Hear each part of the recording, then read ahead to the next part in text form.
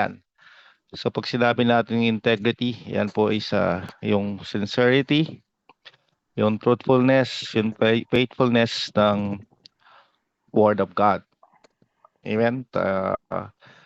Sa mga testimonies po na narinig ay talagang nakita natin yung integrity ng God's Word, the God, sa inyong mga buhay, sa inyong mga ginagawa sa ministry, sa mga tao, at hindi sa lahat. No? To God be the glory sa ating Panginoon. Ayan. So sa Mark chapter 4, no, yan po yung ating book na pagbabasihan ng ating mensahe. Sa Mark chapter 4, andyan po yung malaking part.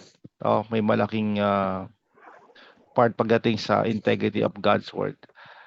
Kasi nandiyan po yung parable of the sower. Ano yung parable of the sower?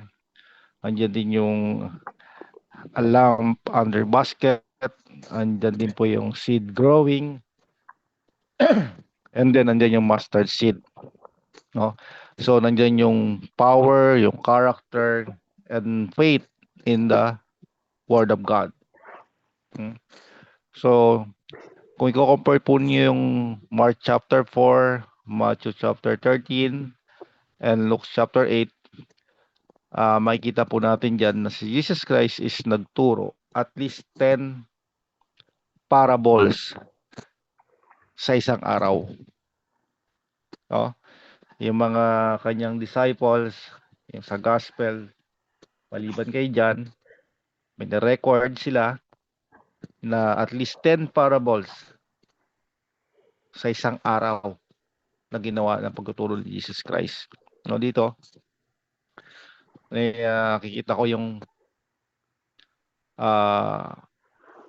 dedication ng Panginoon sa kanyang gawain. And then, ganoon din po yung mga taong nakikinig sa Panginoon kasi mula umaga hanggang hapon yun, hanggang gabi, di ba? Hanggang matapos yung araw, si Jesus Christ is nasa ministry. So, nakaka-bless po. So, sabi niyo kanina, iba-iba tayong church, iba-iba yung ating denomination, at dahil sa mission, dahil sa gawain na to, is nako-connect yung body of Christ and gumagawa ng part nila at doon napapahayag ang kapurihan para sa Panginoon at pinaparanas ng Panginoon sa atin yung kanyang kapangyarihan at kanyang pag-ibig. So maging dedicate lang tayo sa ating mga ginagawa. Sometimes may challenges, may testing, may pagtutol ang enemy sa ginagawa. Pero kung hindi ka magpapatalo, hindi ka susuko, at tutuloy mo, walang magagawa ang diablo na pigilan tayo. So, isa to, no? Ito po yung sa mga lingkod and sa mga gustong maglingkod pa sa Panginoon. Pakita natin yung kagandahan sa pag nasa Panginoon tayo. Ayan. So, maraming parables, pero yung parables ng sower, sowing seed, ang ating pag-uusapan. Hindi ko na po babasahin yung buong chapter kasi buo pong Mark chapter po yun.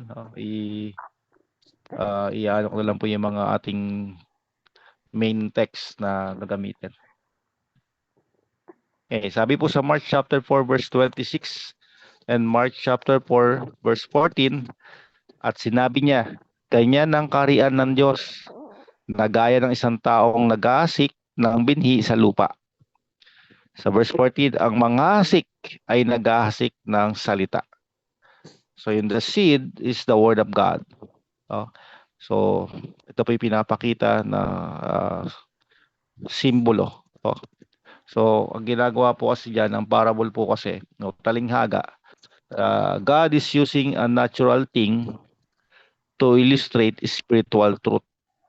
Pinapakita mga natural na bagay lang, pero may nakatagong katotohanan patungkol sa spiritual.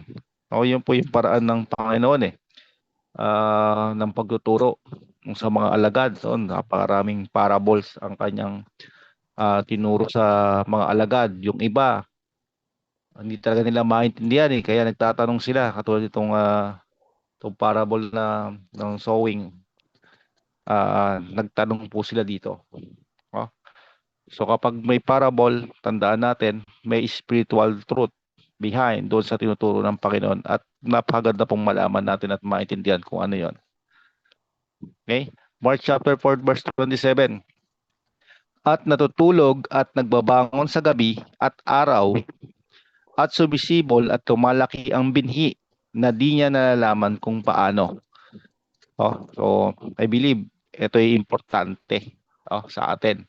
Ang sabi diyan, yung sower natutulog. It says the man doesn't really understand, he doesn't know kung ano yung nangyayari, pero may tumutubo, lumalaki, sumisibol at lumalaki yung binhi na itinanim. Paano ba ang pagbabasa ng salita ng Diyos is mapagbabago ang isang tao? Paano ang salita ng Diyos na yung buhay ng Diyos ay mailalagay sa loob natin at nagiging buhay sa atin? Amen? May naiintindihan ako sa salita ng Diyos, pero hindi totally lahat naiintindihan ko eh. Pero hindi ibig sabihin ng sa mga hindi ko naiintindihan is hindi gumagana. Kumbaga, hindi ko lubusan naiintindihan lahat, pero alam ko lahat, gumagana ang salita ng Diyos. Mabisa ang salita ng Diyos. Ako iisipin mo kasi sa akin, salita ng Diyos, paano niya ako binago? Ang dami ang dami pong ginawa ng salita ng Diyos sa buhay ko, sa buhay natin. Paano ba yung isipin mo, paano yung tiny seed, yung maliit na buto, maliit na binhi doon sa lupa is mga ilang araw merong tutubo, magkakaroon ng tangkay. For example, dito yung corn, and magkakaroon ng corn din, di ba? Isa lang yung tinanim mo, pero nag-produce siya ng 100-fold. Wala po sa atin talaga yung fully na nakakaintindi niyan, pero alam natin is gumagana. And isa na ako dun sa nagpapatunay na ang salita ng Diyos ay talagang gumagana at talagang may ginagawa sa buhay natin. Remember, ang example is yung seed is the word of God as a seed. Next, sabi po yan, reading God's word and letting it begin to saturate you changes your attitude, your experience, and your perceptions. Pag sinabi natin saturate, yung ikaw ay na-filled, na-soak ka ng word of God, binabad mo yung sarili mo. Nilubog mo yung sarili mo sa salita ng Diyos. Hindi ka nag-entertain ng anumang salita. Siyempre, iba naman yung ibig sabihin doon sa ibang salita is yung worldly. Talagang nagtuon ka sa salita ng Diyos. And then impossible na kapag ganun yung ginagawa ng isang tao is hindi mabago yung kanyang ugali. Ako po dati po akong mahiyain. Hindi ko nga alam kung bakit, paano kung napunta sa pagpapastor. Ayoko nga ng tao, ayoko ng kasama. Okay lang ako mag-isa. Hindi ako lumalabas ng bahay, sa kwarto lang. And then ako po ay matatakotin. Ako ay inggitero. Lahat po yun eh. And then nung nakita ko yung salita ng Diyos, sinasabi niya sa yung Biblia, and then sinasabi kung sino ako doon, kung ano dapat yung bunga ko, yung fruits of the Holy Spirit, ano dapat meron ako. Ito pala dapat yung meron ako. And then hinayaan ko yun na maitanim sa puso, and then pinaniwalaan mo, and then ayan na. Lumipas ang oras, ang araw, ang buwan, ang taon, and then nakikita mo na, eto na. Oh, nababago na siya. Imposible na hindi mabago yung ating character, yung ating attitude kung tayo ay tinatahanan o nataniman ng salita ng Diyos. Maging po sa experience natin. Minsan nagiging sagabal ang experience natin para gumana sa bawat isa ang salita ng Diyos. Sometimes ito naranasan natin, no? Dapat let the word of God judge our experience, not our experience judge the word of God. Oh, for example po, no, kung yung sa ating mga magulang, yung mga lolo't lola, yan, sabi, transfer na yan, kung ano yung pinanggalingan mo, yun din magiging kasunod mo yun din yung susunod. So, alam niyo po, yung tatay ko ay hindi naman lasinggero, manginginom lang. Ayan. Manginginom. Ngayon, ako po, kami pong dalawang lalaki magkapatid, manginginom rin kami. Yung tatay ko po ay sabongero. Ngayon, kami dalawang magkapatid, nagsabongero din po kami, naging sabongero din po kami. So, yung na-experience ng tatay ko, dahil yung lolo niya, yung lolo namin, yung tatay niya is sabongero din, at manginginom din, ang nangyari, siya naging ganon. So, yun yung na-experience niya. Kung ano yung na-experience ng tatay niya, yung lolo namin, na-experience ng tatay ko. Kung ano yung na-experience ng tatay ko, yun din na-experience namin. Kasi sabi nila, ganito yan eh. Siyempre, yung tatay niyan, yung lolo niyan, ano yan, manginginom, lasinggero, babaero, ano man yan, tagatik, ganon din. Oh, pero kung hayaan mo at nakita mo sa Word of God, hindi naman dapat ito yung nangyayari sa akin. Kasi ito yung sinasabi ng salita ng Diyos. Kung ano yung pinaniniwalaan mo, yun yung mararanasan mo. Kung naniniwala tayo that we are blessed and highly favored, that we are saved, we are made righteous and holy, kung yun ang aking dinedeclare, tinatanim sa aking puso, yun yung mararanasan ko. Hindi ako magde-declare ng kahirapan sa buhay ko, hindi ako magde-declare ng karamdaman sa buhay ko, o anumang sumpa sa buhay ko, anumang henerasyon na meron ng mga ninuno namin, hindi ko i-declare yun, puputulin ko yun. Kasi kung ano yung dinedeklara mo, yun yung ating maranasan. Kung ano yung nasa isipan mo, yun yung mangyayari sa atin. Kaya nga, yung isa yung perceptions. Ano yung pagkaunawa mo sa Word of God? Ano ba ang mas totoo sa'yo? Yung Word of God o yung salita ng yung mga traditions, di ba? Nung Tuesday, nagtanong ako sa Bible study namin, kahapon, kagabi. Meron pa ba dito naniniwala sa mga pamahiin? May mga nagtaas ng kamay. Bawal po magwalis sa gabi kasi mawawala po yung swerte. Naniniwala pa. Kung ikaw ay Christian o ay born again Christian, babaguhin mo yung kaisipan na yan. Kasi sabi ni Jesus Christ, pinapawalang bisa ninyo ang salita ng Diyos sa pamamagitan ng inyong mga tradisyon, ang mga paniniwala na labas sa salita ng Diyos. Kaya nawawala ng bisa ang Word of God. So magkakaroon ng bisa ang Word of God sa atin kung pinaniniwalaan natin yun. Kaya sabi ni Jesus Christ, walang imposible sa taong naniniwala. Amen? Ayan. Next, sabi po dito sa Mark chapter 4 verse 28, ang lupa ang nagpapatubo at nagpapabunga sa tanim. Okay? The earth was made to incubate, magbigay lilim sa binhi, sa seed, and to germinate, magpasibol, and then mag-release usbong ng buhay.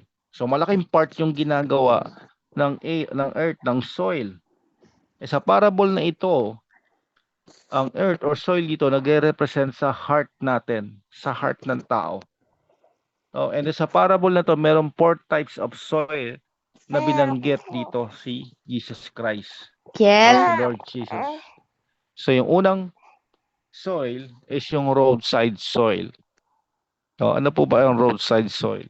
Basahin po natin na remain na Pakiabot mo sa nga atin. siya din ng Ito ang kapatid. mga nasa tabi ng daan na nahasikan ng salita. Oh, yeah. Ay, naalala ko dito si ano si Pastor Rodel, tama ba? Si Pastor Rodel na nagpi-preach, mag-street preaching. I really admire Malamig. Patak mo nga sa kamay Pastor mo. Rodel Nagpapa malamig ka na sa loob. doon sa ginagawa niya. Sa street preaching, alam ko nag-message ako sa inyo na patungkol doon. At ay talagang ano 'yon, nakaka-bless no? Pag pinapanood ko, actually pinapanood ko yung mga live Lagay mo. ni Pastor Lagay. Rodel. Ayun, kumukuha ako ng idea kasi I believe may nilalagay ni God sa heart ko yung pagpi-preach sa daan.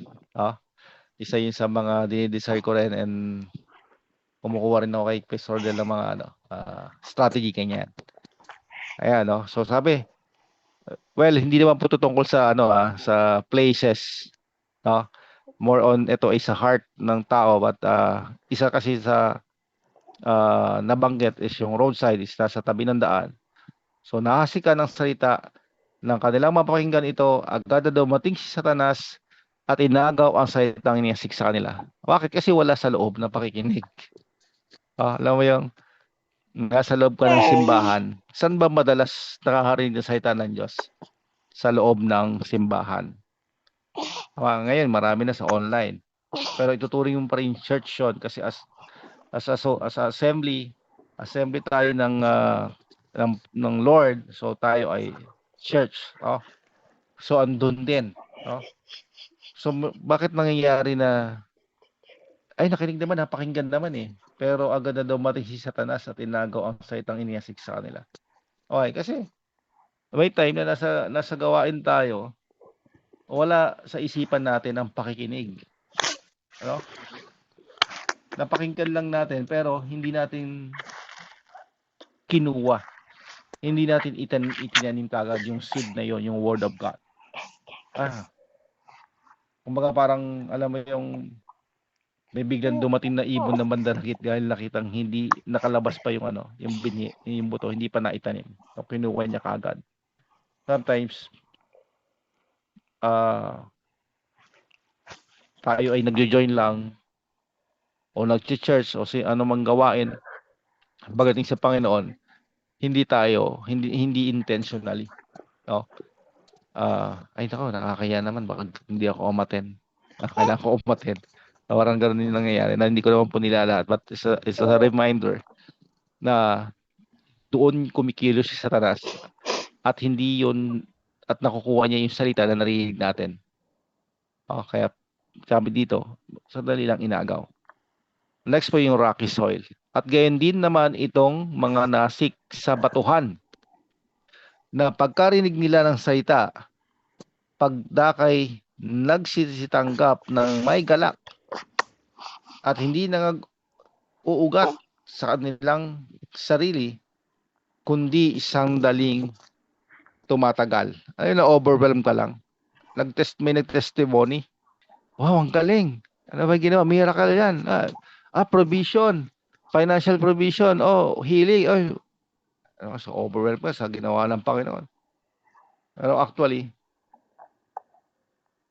nung dumarating na wala na yung feelings, no? Kasi bato, di ba? Babato, di ba? Pag bato, hindi wala sabi nga ng Lord, papalitan ko, sabi sa Ezekiel, papalitan ko ang inyong pusong bato ng pusong laman. So pag pusong bato, hindi nagkakaugat. So mamamatay. Lahat naman tayo sa tingin ko, may pusong bato noon. 2007, nung ako po'y in-invite ng isang kasama sa trabaho para magsimba, sa born again Christian. Hindi po ako nagsimba, pero sinabihan niya ako. Hindi ako umattend. Niyaya ko, tinanggihan ko. Bakit? Kasi meron akong pusong bato. And then, nung pinalitan ng Panginoon yung puso ko ng pusong naman, 2012. So, ang tagal ng difference. 5 years na bago yung aking puso ay naging handa para tanggapin ang salita ng Diyos. Para hindi makuha ng enemy at tubuan, maging fruitful sa akin yung salita ng Diyos. Next yung thorny soil. At ang mga iba ay yung nag-aasik sa dawagan. Nang-aasik sa dawagan. Ang mga ito'y yaon nangakinig ng salita. At ang mga pagsusumakit na ukol sa sanlibutan at ang daya ng mga kayamanan at ang mga pita sa ibang mga bagay na nagsisipasok ang nagsisiinis sa salita. At ito'y nagiging walang bunga. Kaya nagkaroon ng kapighatian o ng mga pag-usig dahil sa salita, pagdakay nakatisod sila. Okay? So nagkakaroon ng persecution. Kel! Kapag ikaw ay mayroon kang pininiwalaan sa salita ng Diyos, and then ikaw ay talagang sineshare mo rin siya, merong pag-uusig, and then dahil sa bigat ng pag-uusig, tinakol ka ng magulang mo, ayaw na sa ilang ng asawa mo, mayroon po yung mga ganyang member na yan ang problema, inuusig na kanilang asawa, inuusig ng kanilang pamilya dahil sa paglipat o pag-convert nila sa born again Christian. Nangyari, kaysa masira daw ang pamilya nila, kailangan huminto sila sa pabrika, doon sa Bible study, may eksena pong ganyan. Sabi sa akin ng isang kapatid doon, Pastor, hindi na po ako makakapunta kasi nagkakaroon po kami ng problema ng asawa ko. Ayaw niya po akong paatinin yun, wala pa siya magawa kasi pinili niya, choice pa rin, pero siyempre darating ang time, titimbangin mo yun. Actually, wala naman titimbang pa na mas mabigat pa kaysa sa pag-ibig ng Diyos sa atin, sa ginawa ni God sa atin, wala naman mas higit na timbangan doon. Ipunin man natin lahat yung meron tayo na walang tutumbas. Lahat sa mundo, itimbang natin, walang tutumbas doon sa ginawa ng ating Panginoon sa buhay natin. Ayan, nagkaroon ng mga trials, nagkaroon ng temptation, ayan, mas matimbang sa kanila kaysa yung Word of God. Bakit nagiging mas matimbang sa tao yung mundo? Bakit nagiging mas masaya yung mundo, yung kamunduhan kaysa dun sa salita ng Diyos? Believe kasi, sinabi ng Lord, preach the gospel. Hindi kasi nila nauunawaan. And then siyempre, meron tayong enemy na binulag ang kaisipan ng ating puso at ating isipan, binulag ng Diyos ng sanlibutan. Ito sabi po sa 2 Corinthians 4:4. Pero sa ating mga naliwanagan ay tayo po yung kikilos para sa kanila. So, and then yung pang-apat na soil is yung good soil. At yaon ang nangasik sa mabuting lupa na nakikinig na salita at tinatanggap ito at namumunga ng tig-30 at tig-60 at tig-100. Yung 4 types ng heart na ito ay maaari pong nasa loob ng sambahan, nasa loob po dito sa atin, tayo magkakasama. Pero always remember po, paalala natin sa sarili natin dahil tinanggap natin ang Panginoon tagapagligtas. At dahil sa Kanya, pinalitan po ng ating Diyos, ng ating Ama, ang ating pusong bato. Pinalitan po ito ng pusong laman. Lagi po nating tandaan na ang ating puso ay good soil. Saan man tayo mapunta, anumang kaparaanan ng Diyos para ihasik ang Kanyang salita at nandun tayo sa lugar na yon, tandaan natin at sabihin natin sa sarili natin, ako ay good soil. Na ang salita ng Diyos ay aking lilimliman, aking patutubuin sa aking puso, sa aking buhay, hanggang magkaroon ng bunga, hanggang mag-mature, hanggang magkaroon ng pagbabago. Iingatan ko ang salita ng Diyos. Amen. Sabi po sa Jeremiah, sabi po dito, your heart was made for the word of God. Amen?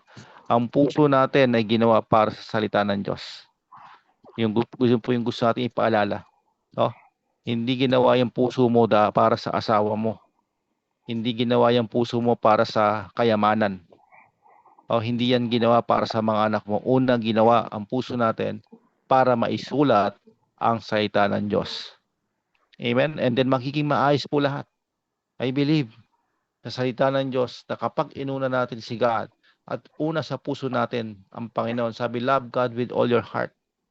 I believe magiging maayos ang lahat. Babalik sa lahat. Ang mga nawala, babalik po sa atin. Sabi sa Jeremiah 31 verse 33, kundi ito ang tipan na aking ipagkakatipan sa sambahayan ni Israel. Pagkatapos ng mga araw na iyon, sabi ng Panginoon, aking itatala ang aking kautusan sa kanilang kalooban at aking isusulat sa kanilang puso. Amen? At ako'y magiging kanilang Diyos at sila'y magiging aking bayan. Hallelujah. Mga kapatid, if hindi natin ilalagay sa puso natin ang Word of God, hindi natin i-acknowledge that our heart is a good soil, that dapat dito inilalagay ang salita ng Diyos, hindi po mag-release ng power yan sa buhay natin. O, kaya nga sabi sa Romans 10, sabi doon, ang paniniwala ay mula sa puso at ang pagpapahayag ay magmumula sa bibig. O, hindi yan head knowledge, mga kapatid.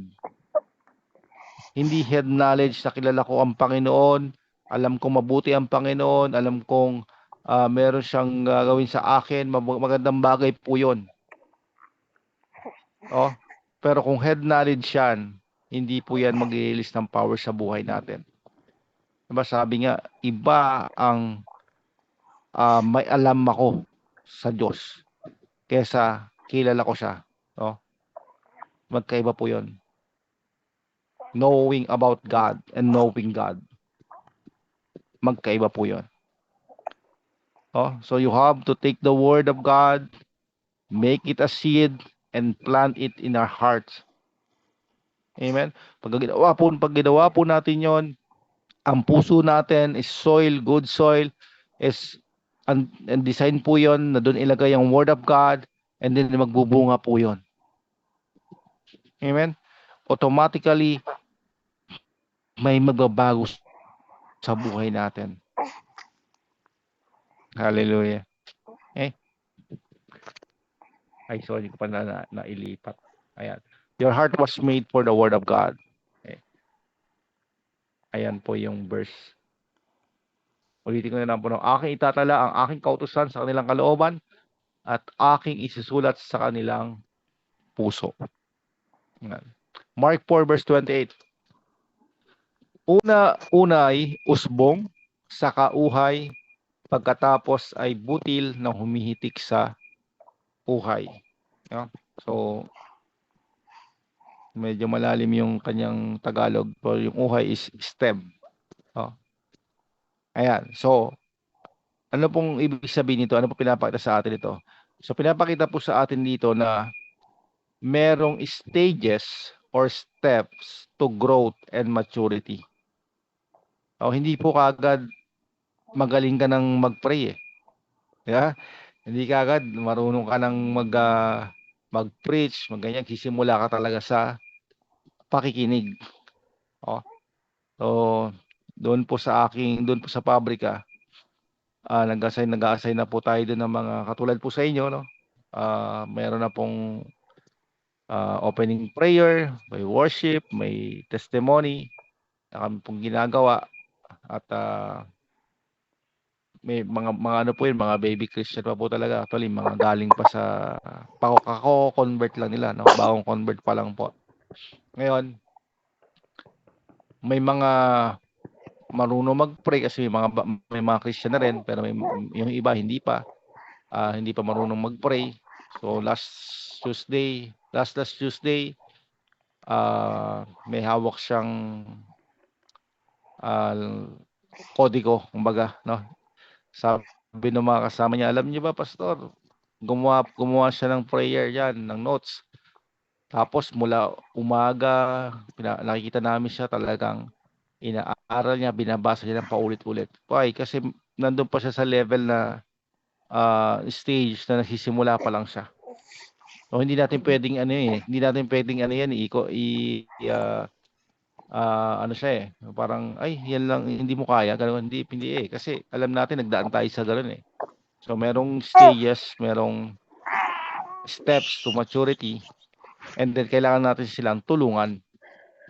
So suportahan natin sila, kaya mo yan. Pag nasimulan mo yan, sunod na yan, makakapagsalita ka na hindi ka kinakabahan, magiging masaya ka, magiging excited ka na kapag ikaw ay mag-opening prayer, kapag mag-worship, no? Mas ano ka na, talagang ma-bless ka na rin kasi una, parang ang unang pakiramdam niyan, parang nakikita mo yung sarili mo eh. Sabi ni Sister Beverly, kailangan mong mamatay sa sarili. Totoo naman, no? Kailangan natin mamatay sa laman, ng mapapurihan lang is si God, hindi ang ating mga sarili. Pero darating po tayo sa time na talagang mararamdaman natin yan. Kasi nga po, merong stage or step sa growth and maturity natin. Pero normal po yan. Pero kailangan nating i-guide yung mga nandiyan pang, nasa ganyan pang level.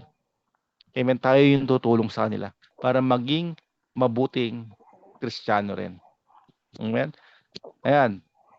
So, syempre, kung matagal ka ng Kristiyano, kailangan mo na mag-lead ng person sa Panginoon. Huwag mo hayaan na doon ka lang sa opening prayer, sa worship, sa giving, wag lang po, no? Tayo po, no? Tayo rin po na mga hindi naman by title ang pagdadala sa Panginoon. Pastor lang makakapagdala. Hindi po eh. Lahat po tayo na na-led sa Panginoon is kaya rin din natin mag-led sa Panginoon, no? Yun po yung number 1 natin eh. Number 1 na gawain natin, no? Magsama tayo ng mga tao, magbigay tayo ng mga kaluluwa, ibalik sa Panginoon ito. Dahil sa Kanya naman po talaga ang lahat ng bagay. Amen? Hallelujah. So lahat po may steps, no? May stages, no? Na kailangan natin pagdaanan. So isa rin pong pinapakita ito dito sa ating parable, no? Ini-illustrate niya na meron tayong steps to growth and maturity. Okay? Wala pong nagsimula sa 0 at tumakbo ng pag isang hakbang mo is 1,000, nasa 1,000 kilometer ka na kagad, 1,000 miles ka na kagad. Hindi po ganoon. No? Nagsimula ka 0, 1, 2, 3, 4, dadaan po tayo sa ganoon. Wala pong exempted doon. Amen? Hallelujah. Okay. Sa verse 29, na dapat pagkahinog na ang bunga, ay ginagamit agad ang panggapas sapagkat dumating na ang pag-aani. So kung merong stages, syempre, meron ding fruitfulness, meron ding pag-ani, meron ding harvest. Meron din po mangyayaring gano'n. So meron akong panaginip, no? Nanaginip po ako. Ang sabi sa akin ng Panginoon, sasamahan ko kung sino ang available. Amen. Sasamahan ko kung sino ang available.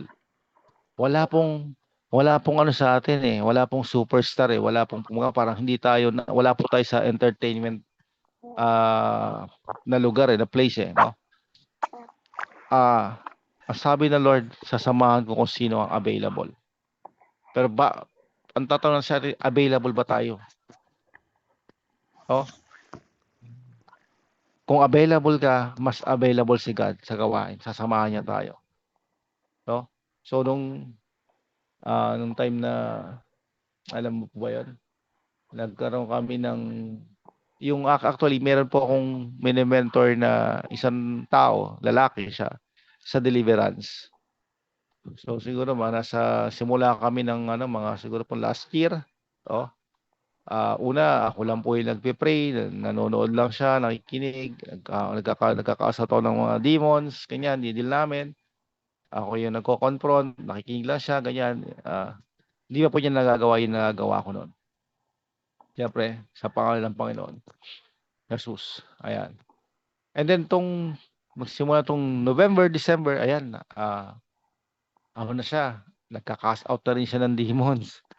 Siya ay nagde-deliverance na rin ng mag-isa. Okay, sabi ko, pag wala ako, same power and authority ang meron ako at meron ka. Kasi iisa lang ang Panginoon natin, si Jesus Christ. Sabi ng Panginoon sa dream, sasamahan ko kung sino ang available. Oh, pero bago po nagawa 'yon, no, bago po niya nagawa yung pagde-deliverance, sa healing, bago niya nagawa is meron munang natanim sa kanyang salita ng Diyos. Amen. Meron munang natanim na mga verses about deliverance, about healing sa kanyang puso. No, tinanim niya 'yun sa kanyang puso, dinala niya sa kanyang puso niya, and then time pass, umaani siya ngayon ng pagpapala pagdating sa healing and deliverance. Umaani si God din ng mga papuri, pasalamat at mga kaluluwang tumatanggap sa Panginoon dahil sa healing and deliverance. Alam niyo po, yung mga pinagpe-pray namin is hindi po yun mga born again Christian. May mga born again Christian din, pero mas marami po yung Catholic, no? May mga Muslims, and nagkakaroon kami ng pagkakataon na i-share yung gospel sa kanila. And then mas madaling paniwalaan po nila. Ito po, by experience po namin, mas madaling mag-oo and mag-accept kay Jesus Christ yung taong pinagaling na kagad, hindi pa niya tinatanggap si Jesus Christ. Amen? Kasi pinapakita niya, Lord, okay, ano ba religion mo sa atin? Ay, nako, ano ka pala, mahirap tumanggap ka muna sa Panginoon bago ka na ipag-pray kasi hindi ka pa sa Panginoon eh. Iba pa yung iba pang ano ka eh, pang simbahan ka pa eh. No? So ang ginagawa namin, baligtad po ginagawa namin. Hindi ka pa born again Christian, sige, paparanas ng Panginoon ng kagalingan sa iyo dahil mahal ka niya. Okay, then kapag gumaling po, bigla pong gumaling, nakalaya, ay, kapatid, napakabilis pong mag-amen. Napakabilis pong purihin ng Panginoon. Bakit? Kasi pinakita ng Panginoon yung pag-ibig at pagmamahal, kapangyarihan niya sa kanya, sa taong yun. Amen? So sa atin po, kapag naitanim sa atin ang salita ng Diyos at nagbubunga na yon, makikita po ng tao yon at mararanasan din nila sa buhay natin yung bunga dahil sa naitanim sa atin ang salita ng Diyos. Next, ayan po, Mark chapter 4 verse 35. Lapit na po tayo matapos. That evening, Jesus said to his disciples, let's cross to the other side. Hallelujah. Okay, ano ko lang po na. Sabi doon, sabi po natin kanina, sabi po doon kanina na meron pong at least 10 parables na itinuro ang Panginoon in one day. During that day, at least 10. And then, after po niyang i-explain po yung mga parables na itinanong ng mga alagad sa kanya, kinagabihan ang sabi ng Panginoon, let's cross to the other side. No? Si Jesus nagturo, no, buong araw about the Word of God, about the power of the Word, papaano ang salita ng Diyos is like a seed, and papaano ma-release ang buhay ng Diyos at gagawing buhay sa atin, para sa atin. No? And then after nun, nagbigay siya ng pagsusulit. Amen? He gives them a test. So may nakikinig mula umaga hanggang gabi. And then sabi ng Lord, okay, testing time. Kung yung mga seed, yung word na sinabi ko sa inyo is naitanim sa inyong puso. Ang sabi ng Panginoon, okay, let's go to the other side. Let's go to the other side of the lake. Punta tayo sa kabilang panig. Alam ko po na hindi naman kung hindi lahat sa atin, pero alam natin yung istorya na to. Anong sinabi ni Jesus Christ? Let's go to the other side. Tawid tayo. Sabi niyo gano'n, punta tayo sa kabila. Hindi niya sinabi na, okay, let's get into the boat. Punta tayo, sakay tayo ng bangka. At kapag nasa kalagitnaan na tayo ng lawa, magkakaroon ng bagyo, malulunod tayo. Hindi niya po sinabi sa mga alagad yung mangyayari. Pero alam ni Jesus Christ na may ganong mangyayari. Kasi siya nga yung nagpapasulit eh. Oh, yung mga teacher natin nung tayo nag-aaral pa, alam niya yung sagot eh. Pero hindi niya sinasabi kasi nga pagsusulit. So si Jesus Christ, alam niya ito yung mangyayari. Pero pagsusulit to, sinasabi, ang ano niya po, no? Nasa isipan niya. Ang sabi niya lang, let's go to the other side. So nangyari po, di ba? Sila po yung sumakay ng bangka and then si Jesus Christ ay natulog.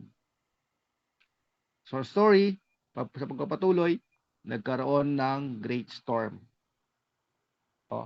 Emphasize natin yung great kasi yung great diyan, kung titingnan natin yan sa Greek word, is sabi doon, earthquake sa ilalim ng tubig. So napakalakas po niyan. No? May hangin, may alon, ulan, and yung buong bangka is napupuno ng tubig. No? Noong time na yon, yung bangka doon, hindi po katulad ng mga bangka ngayon na meron ng takip, meron ng tulugan, no? Wala, meron sa ilalim pa nun, parang may below deck sila na pwedeng tulugan. Wala po noon. No? So si Jesus Christ nakasakay sa open boat na natutulog, na alam natin na nababasa siya. And nababasa na si Jesus Christ, siya natulog pa rin. Ganong katindi ang kapayapaan ng Panginoon. Grabe. And then, ano ba yung reason? Alam niya nababasa siya, pero sinusubukan pa rin niya matulog. No? So ang mga alagad na-upset po yung mga disciples, na-upset sila. And sinabi sa kanya, Master, wala ka bang pakialam sa amin? Mapapahamak kami, mamamatay kami.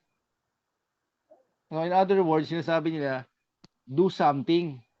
Lord, may gawin ka naman sana. Ang isipan ng mga alagad is natural. Ang parable is natural thing with spiritual truth. Pero ang mindset ng mga alagad, Lord, do something.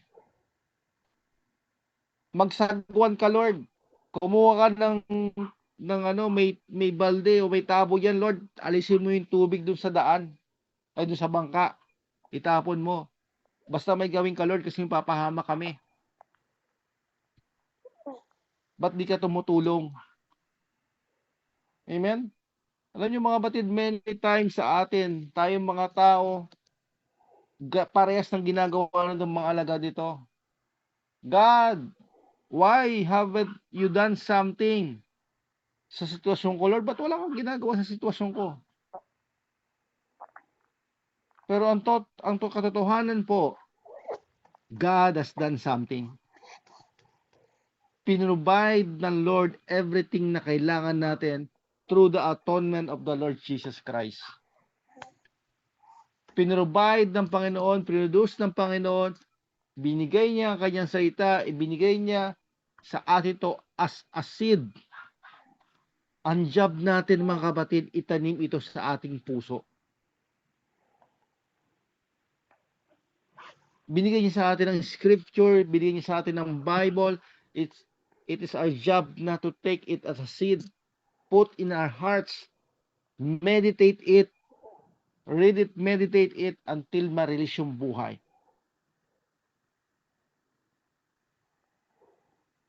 Pero ang ginawa ng mga disciples, gusto gisingin natin ng Lord, ba't wala ba siyang ginagawa sa atin? So ang ginawa ni Jesus Christ, tumayo siya. Pagtayo ni Jesus Christ, na-rebuke niya ang hangin at ang alon, and there was a calm. Nagkaroon ng matinding kapayapaan. Then, pagkatapos nun, bumaling siya sa kanyang mga alagad at sinabi sa kanya, why are you so fearful? Wala ba kayong pananampalataya? Ngayon mga kapatid, pagharap ni Jesus Christ sa mga disciples, hindi po siya nagsorry. Hindi po yung sinabi, ay, I'm sorry. Dapat may ginawa ako. No? His part, yung part po ni Jesus Christ was to teach them the word and give them the promises. Ang sabi ng Panginoon, you are healed. Yan ang salita ko sa'yo. Yan ang pangako sa'yo. And then while you are asking and begging God for your healing, naitanim mo ba yung salita ng Diyos sa puso mo? Sa puso natin, naitanim ba natin? Na nagmamakaawa tayo sa Panginoon na parang walang ginawa ang Panginoon sa kagalingan para sa atin.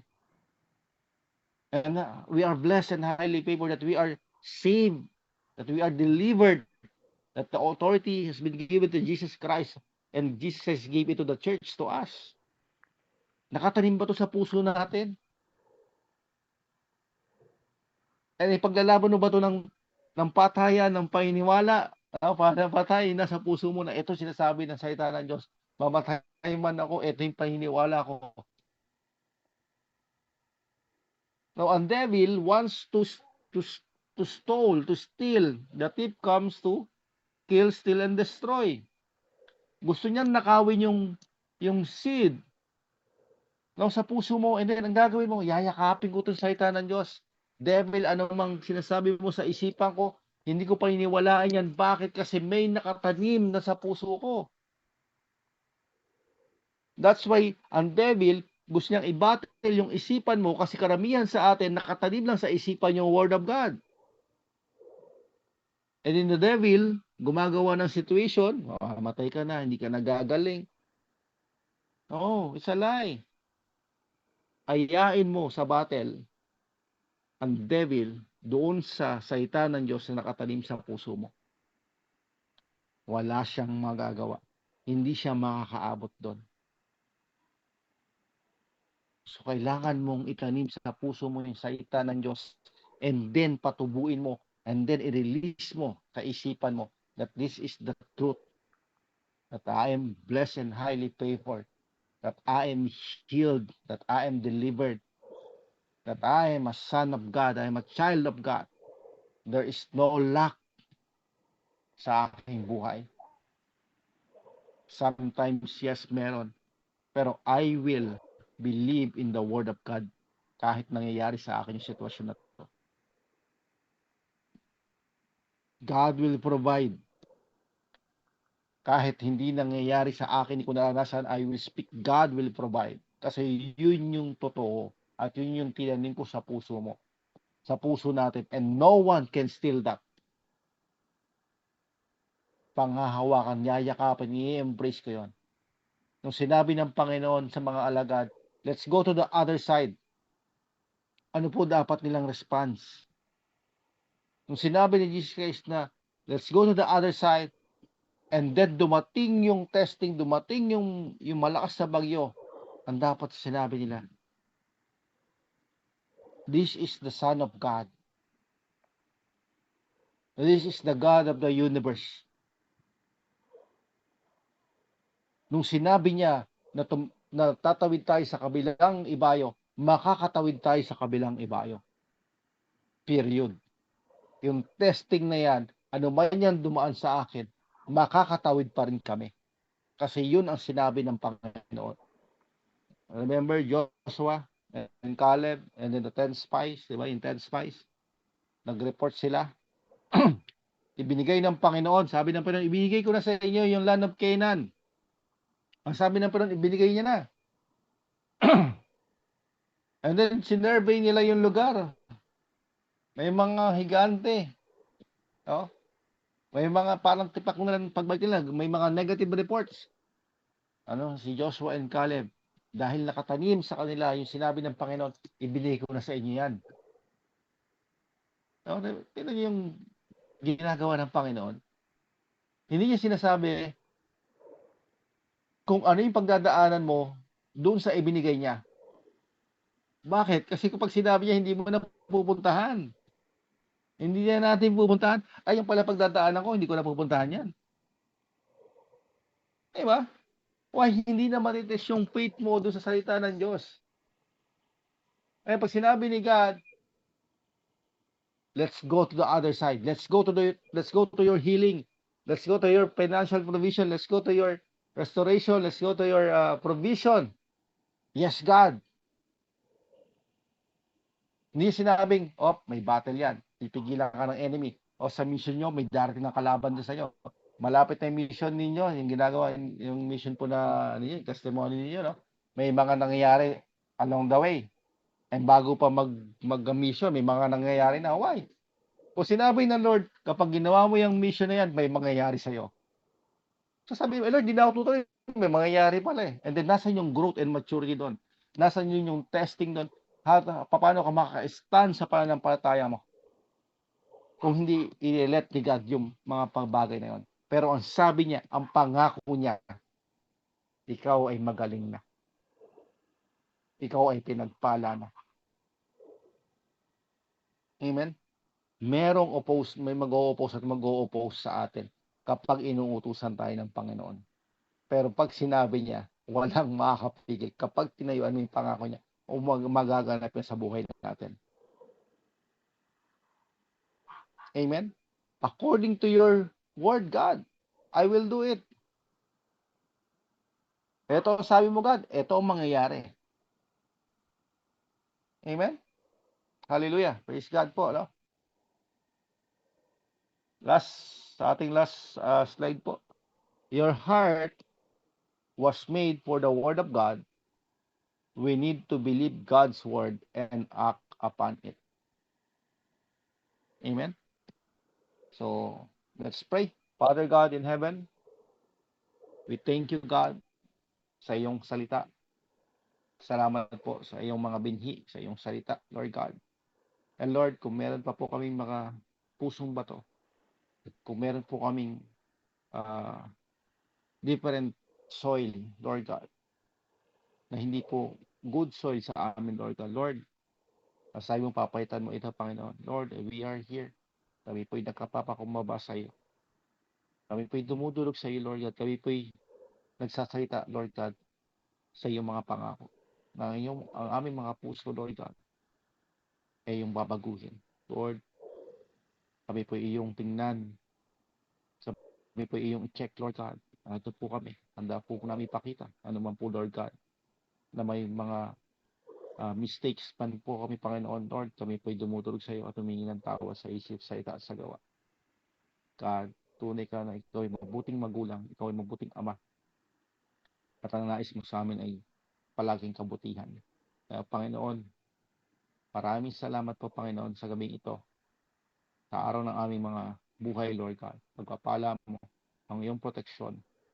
Ay higit sa lahat ang iyong pagmamahal, Panginoon. Holy Spirit, maraming salamat sa iyong pagsama sa amin, sa iyong paggabay. Hindi ka umaalis sa amin.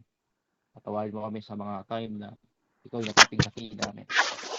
Lord God, maraming salamat sa pagkaunawaan, Lord God. Ang iyong salita ay dapat naming bulay-bulayin, basahin, at aming salitain sa aming mga buhay. Dahil ito ay buhay ng Diyos na nasa amin. Lord, sa bawat isa nandito ngayon, I command healing in the mighty name of Jesus Christ. I rebuke death in Jesus' name. Sa pangalan ni Jesus, sa kanyang rabarashik karasandala, sa kanyang mga sugat, ikaw ay magaling na. Sa kanyang dugo, ikaw ay pinatawad na. Ikaw ay nilinis na.